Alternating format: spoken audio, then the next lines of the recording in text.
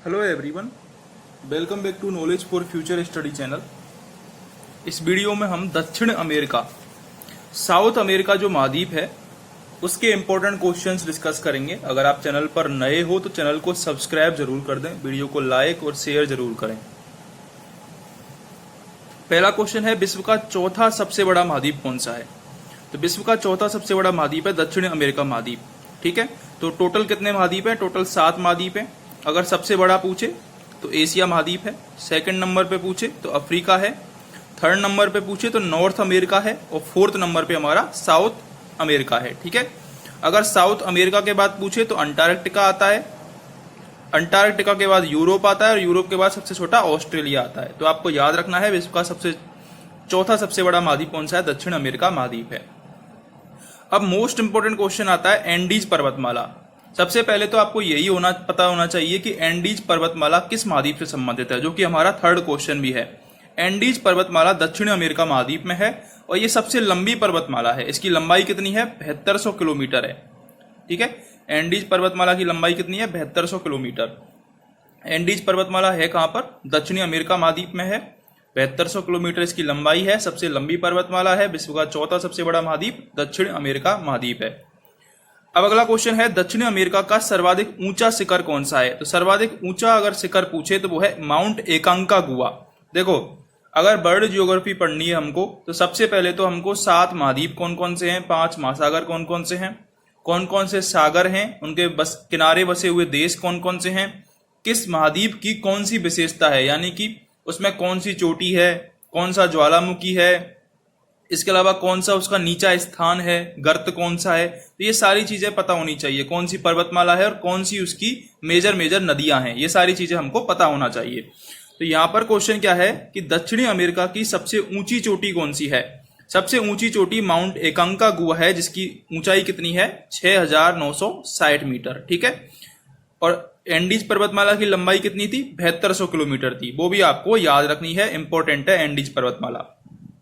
अगला हमारा क्वेश्चन है, दुनिया का सबसे ऊंचा मृत ज्वालामुखी कौन सा है? दुनिया का सबसे ऊंचा मृत ज्वालामुखी कौन सा है? तो वो भी माउंट एकांकागुआ है, जो कि सबसे ऊंची चोटी है दक्षिण अमेरिका की, जिसकी ऊंचाई कितनी है? 6960 मीटर है।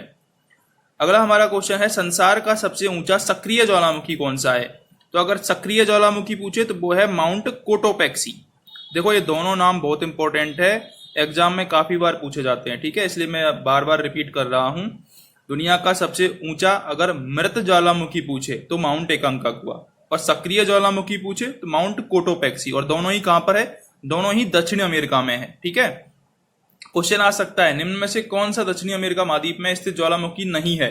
माउंट एकांकागुआ है, कोटोपैक्सी है।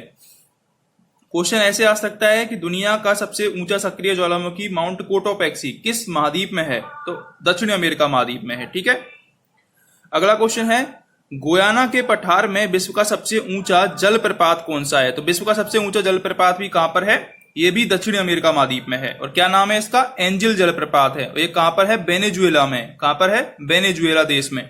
वेनेजुएला देश दक्षिण अमेरिका में है, और पठार कौन सा है? गुयाना का पठार। तो गुयाना के पठार में विश्व का सबसे ऊंचा जलप्रपात है, और जिसका नाम क्या है? एंजिल जलप्रपात है। ठीक है, कौन कौन से देश आते हैं मेजर आपको पता होना चाहिए। सबसे ऊपर वेनेजुएला आता है, उसके नीचे कौन सा आता है? ब्राजील आता है। ब्राजील बड़ा देश है। ठीक है, ब्राजील में सबसे ज्यादा अमेजन के जो जंगल है ब्राजील में पाए जाते हैं। ठीक है, फिर ब्राजील के नीचे अर्जेंटीना है, पेरू है, चिली है। ये मेजर देश है दक्षिण अमेरिका महाद्वीप के। ठीक है, अगला क्वेश्चन है, विश्व की सबसे ऊंची नौकागम्य झील कौन सी है? ये भी पूछी जाती है। देखो, विश्व की सबसे ऊंची नौकागम्य झील, सबसे बड़ी झील, सबसे छोटी झील, सबसे खारी झील, सबसे मीठी झील, ये जो मेजर पॉइंट है ये तो आपको याद होने ही चाहिए अगर आप वर्ल्ड ज्योग्राफी पढ़ रहे हो तो विश्व की सबसे ऊंची नौकागम्य झील टिटिकाका झील है। सबसे ऊंची नौकागम्य झील टिटिकाका झील है। विश्व की दूसरी लंबी तथा विशाल जलग्रहण वाली नदी कौन सी है? तो वो अमेजन नदी है। यदि सबसे लंबी नदी पूछे तो नील नदी, दूसरे नंबर की नदी अमेजन नदी। लेकिन सबसे चौड़ी रिवर पूछे या फिर जिसका अब्बाह क्षेत्र सबसे बड़ा हो तो वो अमेजन नदी आएगा। ठीक है, नील नदी कहां पर है? नील नदी अफ्रीका महाद्वीप में बहती है, यह भी आपको पता होना चाहिए। विश्व की सर्वाधिक ऊंचाई पर स्थित मीठे पानी की झील कौन सी है? तो वो भी टिटिकामा झील है। ठीक है, और ये सबसे ऊंची नौकागम्य झील भी है और सबसे ऊंचाई पर स्थित मीठे पानी की झील भी है। अगला है सेलवास वनों को किस नाम से जाना जाता है? सेलवास वनों को पृथ्वी के फेफड़े के नाम से जाना जाता है। मैंने आपको बताया था कि ब्राजील देश में अमेजन के जो जंगल हैं उनको पृथ्वी का फेफड़ा कहा जाता है, क्योंकि वहां से सबसे ज्यादा ऑक्सीजन प्रोड्यूस होती है। ठीक है, ओजोन परत की रक्षा भी उसी की वजह से होती है। सबसे ज्यादा वन क्षेत्र है, जो सघन डेंसेस्ट फॉरेस्ट है, वो अमेजन के हैं। चिली में विश्व का सबसे शुष्क स्थान अवस्थित है, वह कौन सा है? तो चिली में विश्व का सबसे शुष्क स्थान अरिका है। ठीक है, इससे पहले मैंने आपको एशिया महाद्वीप पढ़ाया था, तो एशिया महाद्वीप का अगर शुष्क स्थान पूछे तो अदन या फिर यमन। एशिया महाद्वीप का शुष्क स्थान कौन सा है? अदन या फिर यमन। और यदि एशिया महाद्वीप का सबसे गर्म स्थल पूछे तो जैकोबाबाद कहां पर है? पाकिस्तान में है। वो भी आपको याद रखना है। ठीक है, अब अगला हमारा क्वेश्चन है, कहवा के बड़े बागानों को किस नाम से जाना जाता है? तो ये भी क्वेश्चन इंपॉर्टेंट है। कहवा के जो बड़े बागान होते हैं उनको फजेंडा के नाम से जाना जाता है। कहवा के जो बड़े बागान होते हैं उनको फजेंडा के नाम से जाना जाता है। संसार का सबसे सूखा मरुस्थल कौन सा है? तो वो अटाकामा मरुस्थल है, चिली में पाया जाता है। बहुत इंपॉर्टेंट क्वेश्चन है भाई साहब। अटाकामा मरुस्थल बहुत बार पूछा गया है। संसार का सबसे शुष्क मरुस्थल है, संसार का सबसे सूखा मरुस्थल अटाकामा मरुस्थल है। पशुओं की देखभाल करने वालों को क्या कहा जाता है? उनको गुआचो कहा जाता है। विश्व का सबसे बड़ा मांस निर्यात करने वाला देश अर्जेंटीना है, ये भी इंपॉर्टेंट है। विश्व का सबसे ज्यादा मांस निर्यात करने वाला देश अर्जेंटीना है। अगला क्वेश्चन है, अर्जेंटीना का हृदय किसे कहते हैं? तो पंपास घास के मैदानों को अर्जेंटीना का हृदय कहते हैं। बहुत इंपॉर्टेंट क्वेश्चन है। क्वेश्चन डायरेक्टली पूछा जाता है कि पंपास घास के मैदान किस महाद्वीप में पाए जाते हैं? पंपास घास के मैदान अर्जेंटीना में।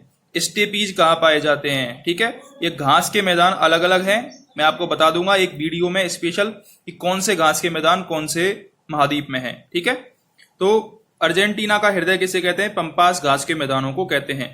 विश्व की सबसे अधिक ऊंचाई पर स्थित राजधानी बोलीविया की राजधानी है लापाज, ये भी आपको याद रखना है। देखो एग्जाम में प्रमुख देशों की राजधानी भी पूछी जाती है और मुद्रा भी पूछी जाती है, तो दोनों हम पढ़ेंगे एक अलग वीडियो में। बोलीविया की राजधानी है लापाज, ये दुनिया की सबसे अधिक ऊंचाई पर स्थित राजधानी है, बोलीविया की राजधानी लापाज।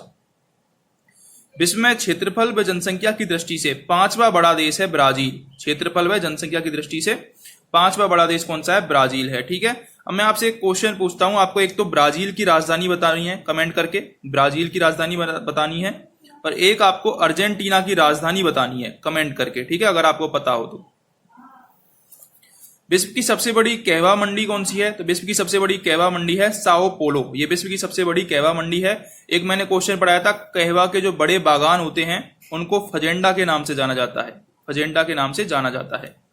अगला है, कॉफी बंदरगाह के नाम से किसे जाना जाता है? कॉफी बंदरगाह के नाम से सेंटोस बंदरगाह जो कि ब्राजील में है उसको कॉफी बंदरगाह के नाम से जाना जाता है। क्या नाम है? सेंटोस बंदरगाह, ब्राजील। उत्तरी अर्जेंटीना और पश्चिमी पराग्वे के क्षेत्र में विकसित वनस्पतियों को क्या कहा जाता है? तो उनको ग्रान चाको कहा जाता है। उत्तरी अर्जेंटीना और पश्चिमी पराग्वे के क्षेत्र में विकसित वनस्पतियों को ग्रान चाको कहा जाता है। तो ये दक्षिणी अमेरिका के इंपॉर्टेंट क्वेश्चन थे जो कि एग्जाम में बार बार पूछे जाते हैं। अगर आपको वीडियो हेल्पफुल लगी हो, चैनल को सब्सक्राइब करें, वीडियो को लाइक और शेयर जरूर कर दें।